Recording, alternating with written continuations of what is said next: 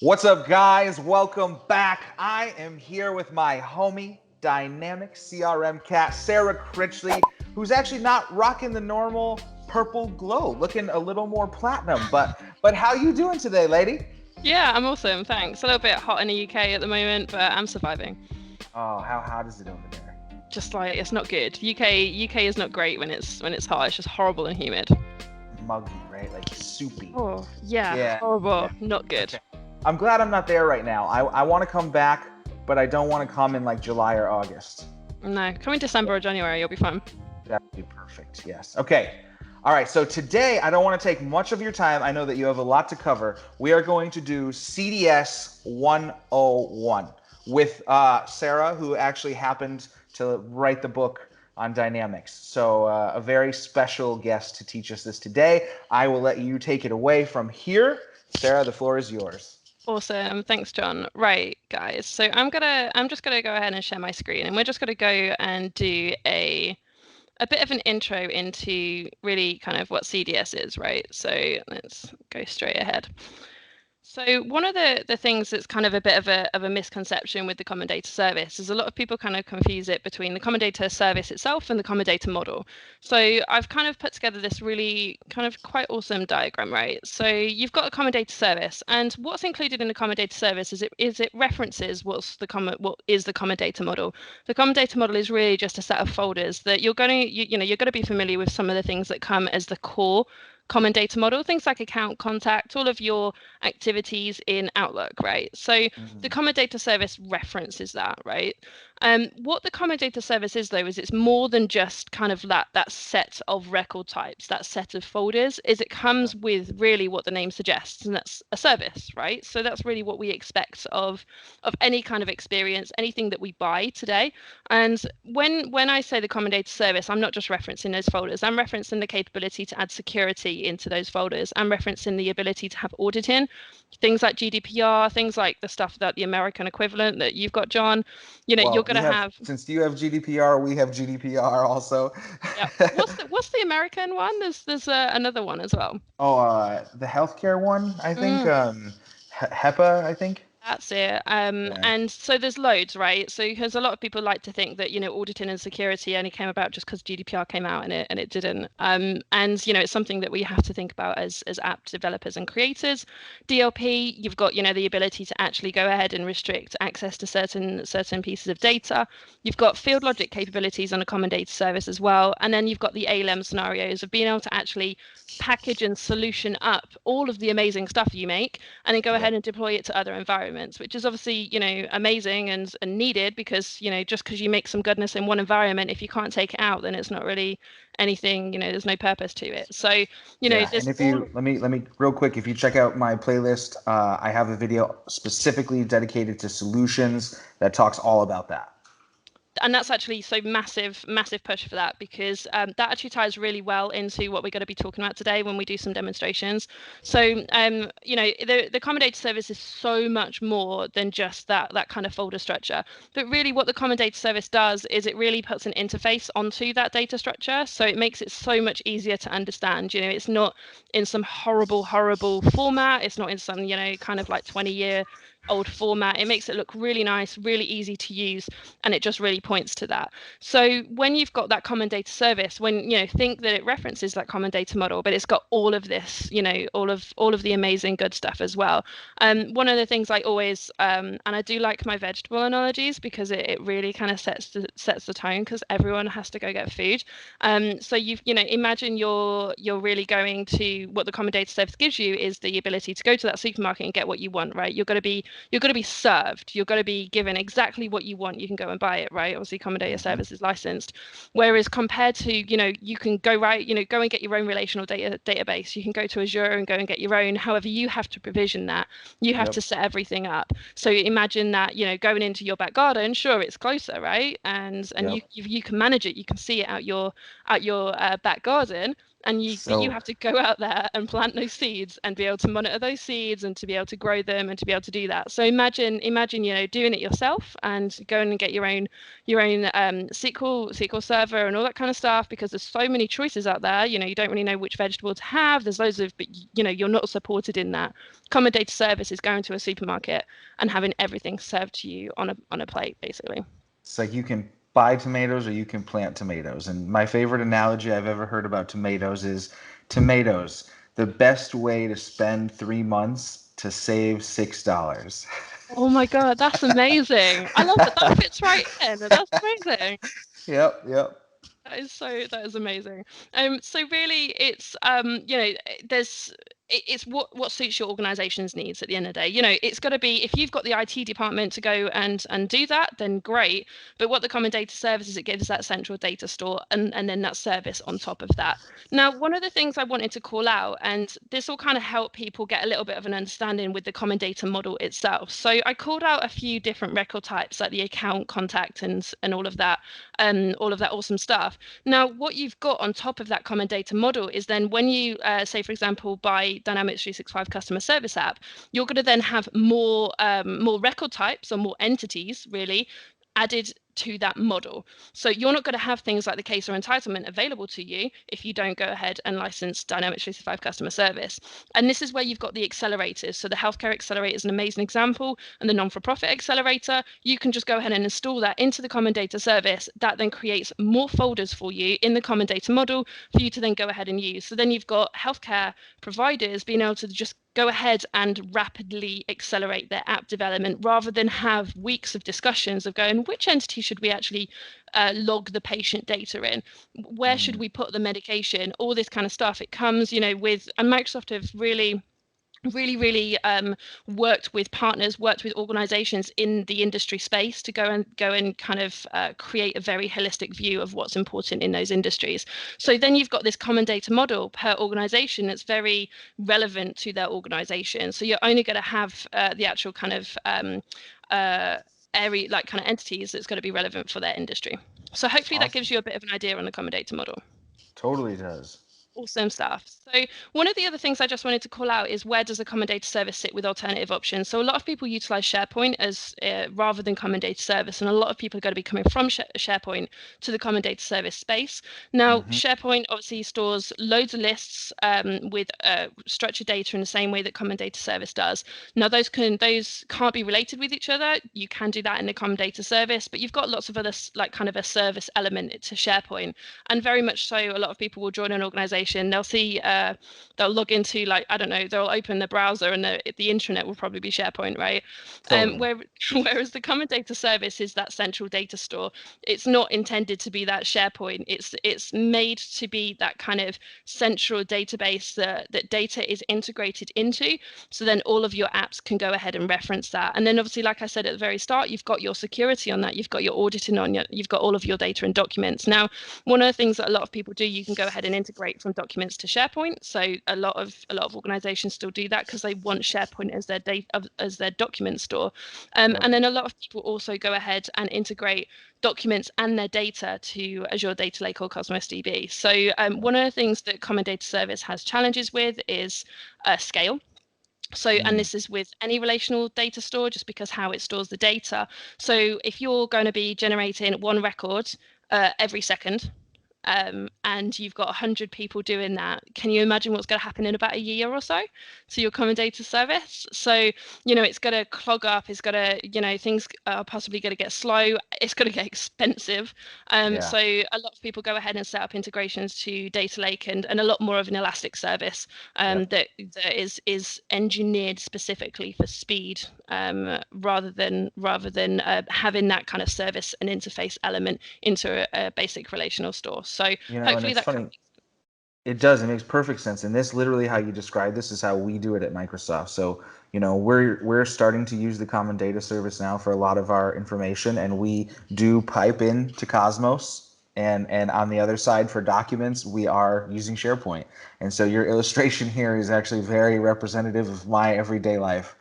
Awesome. Well, that's amazing, and do you know what? A lot of organisations do this. And whilst that whole idea of having a common data service, to, for everything is amazing. You know, you still have to look at it from an organizational perspective. SharePoint is still going to be relevant. There's still going to be other areas, and a lot of people like to have an actual separate database anyway for kind of like their data warehouse and kind of data modeling. So if people have data scientists or anything like that from an analytics perspective, they go ahead and normally have a separate DB for that based on what their actual needs are. So Awesome. that's cool, right? Cool.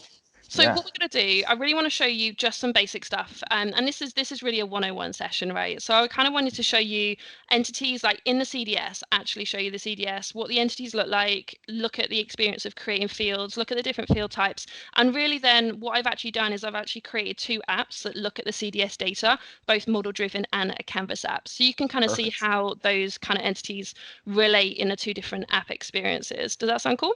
That sounds awesome. Let's do it. Nice, right. Let me just go ahead and open. Look, I even made an American instance for you, John. Oh, yeah, that's so nice. I know, I am super nice. So on the left-hand side, so I'm in the maker experience, make.powerapps.com. On the left-hand side, you can go ahead and see data. This is where you're going to be looking at your common data service, right? So I'm going to go ahead and click entities. And what this is going to do, this is going to actually load. So I've not got any sort of add-on here. So I've not got Dynamics 365 or anything like that. This is just core. So we can go ahead and, we can scroll. This is going to be the list of the entities. So if anyone's familiar with like SQL, this is your table, right? This is your actual table structure. And inside an actual entity, you're going to have then the fields. So this is essentially your metadata. This is your the actual data that's held on those tables. This is your column. So if you're, again, Excel as well, everyone's familiar with Excel. Imagine your table is your sheet, and you've essentially got your columns. So that's, I know you can have multiple tables in a sheet, but that's kind of a nice clean way of Same thing with a SharePoint list, same thing with a spreadsheet, like perfect explanation. So, and you can see here that I just loaded fields, right? And you can see that it's actually really, really fast. So from really the CDS one, the experience was okay. It wasn't as good as it is now. They've really, the team at Microsoft have really been trying to perfect the experience, because even especially with the Dynamics days, like where our old customization or configuration experience, it was really, really, really slow. So they've really made some effort with the speed here. So you can see here, I've got all of my fields. You've got like account name, you've got all this kind of stuff, and you've also got the different types here. So a field will always have a type, like a text or number based, and then you've also then got, if it's obviously required, if a user needs to put that in, you can actually set that on the field level, right? So and that's actually really important from a data integrity perspective and a data compliance perspective, to be able to make certain fields required. Okay. Cool. Good so far? Very cool. Yeah, nice, very good. Nice. Well, if you've got any questions, just shout, right? So I totally will. so you can see here, so from an interface perspective, I can go ahead and just look from my left to right. So we've got fields, we've got relationships, and this is where you connect one table to another. And we can do a deep dive into the different types of relationships at some point, right? We won't do it today. And we will look at the lookup fields just shortly when we go ahead and create our entity. We've also got business rules, so you can go ahead and actually apply business rules to fields. So this is what I was talking about when I said field logic at the very start. You can actually, and some people might not know this, but business rules are not just a model-driven capability. Some business rules actually operate on Canvas apps as well. So this is things like showing, so in model-driven, you can show recommendations on a field, you can show and hide fields and all this kind of stuff. So this is what we would previously have to use JavaScript or scripting to be able to do, whereas this is all actually baked into the Common Data Service capabilities. Do you see how I react to those words? I'm like, oh, you mentioned coding. I'm like, oh gosh. You're like, oh no, yeah, it's it's really funny you say that, right? I mean, I'm not against coding, because I used to do development, right? I was a developer for a few years, and like it's still something that is effort for me. So even as a developer, like, I don't want to be writing code. I want to be able to make things as easy as possible for me. And this is this is why this whole kind of stack is amazing, and also from an organizational element, right? Well, totally. I feel like the more I learn about this, the more I like it. It makes everything much simpler. It just, the way that you can start to relate things and put multiple data, massive data from multiple places into this, and start to organize it in better ways, and it's centrally managed. It's cool stuff. I think you mentioned CDS 1 to 2. If you go back to my old videos, I was not a CDS 1 fan. but I will go on record and say I am really coming around to CDS2. Like this is very cool.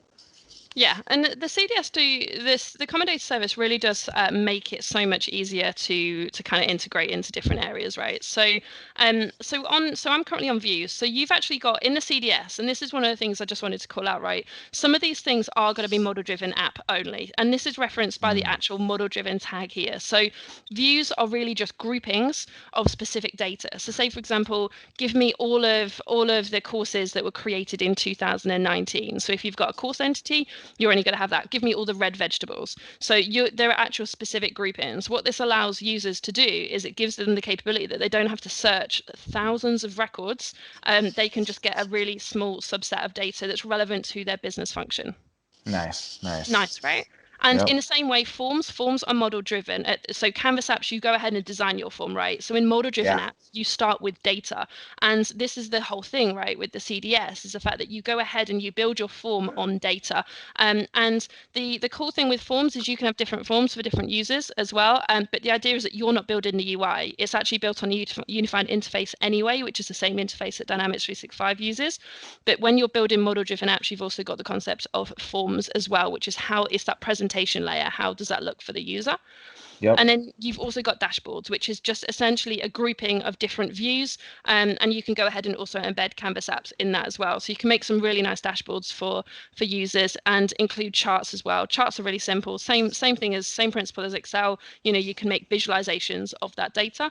I'm not going to cover keys too much, and we'll probably jump over keys at the moment, and we'll do a deep dive into what keys are at a later date. It's really, if you're starting with CDS from a 101 perspective, don't worry about keys.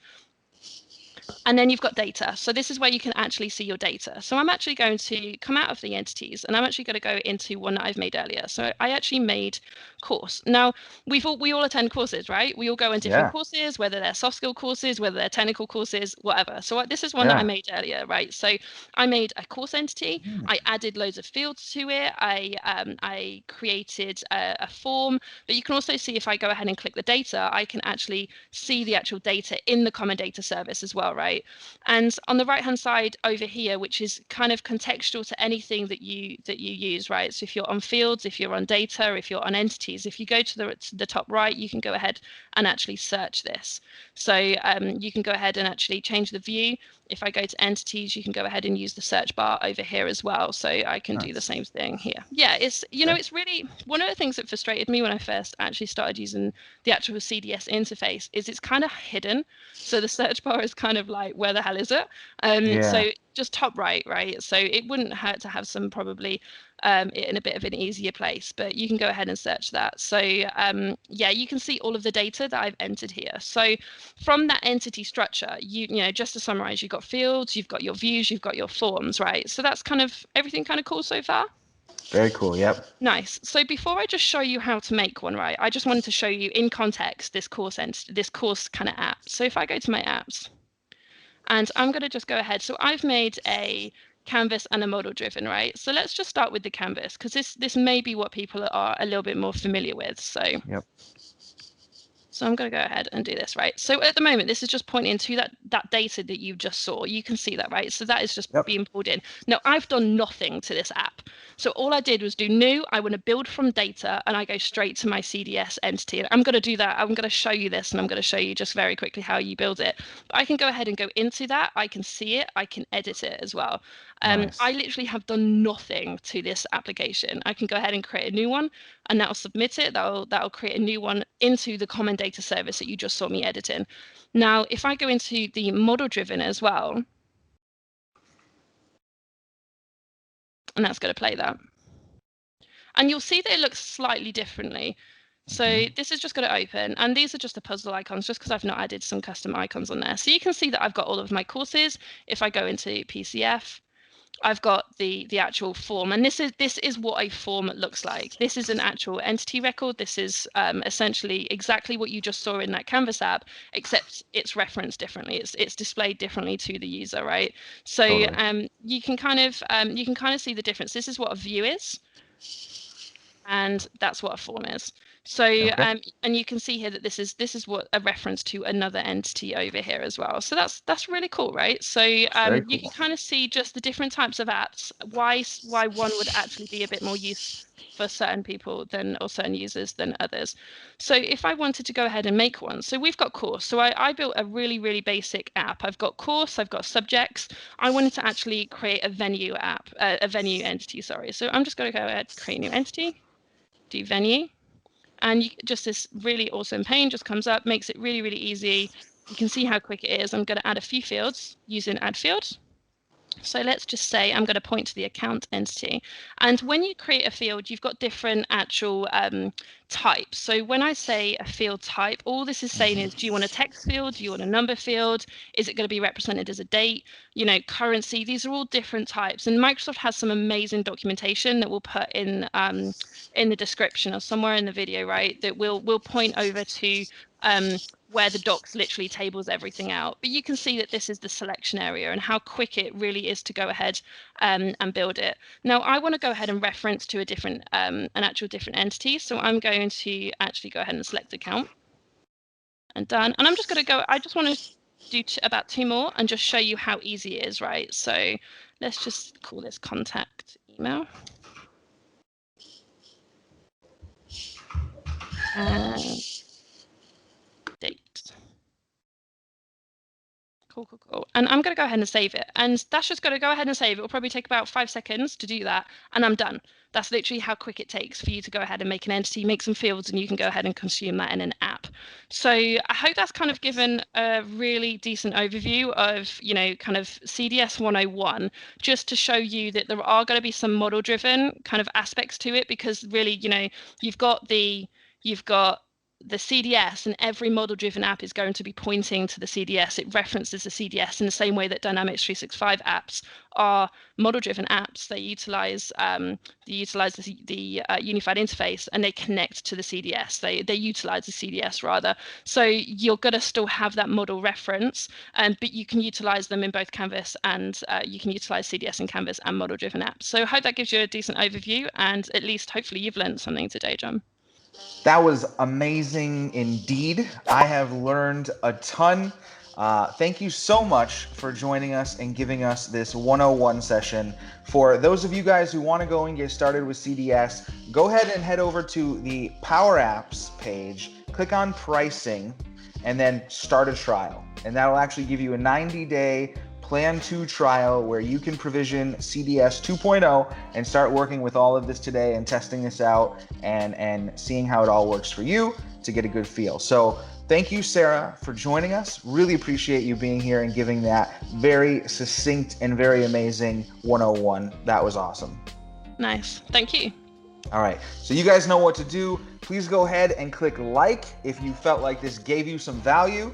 Please go ahead and subscribe to the channel so that you do not miss another video. Much love from me. See you guys in the next one.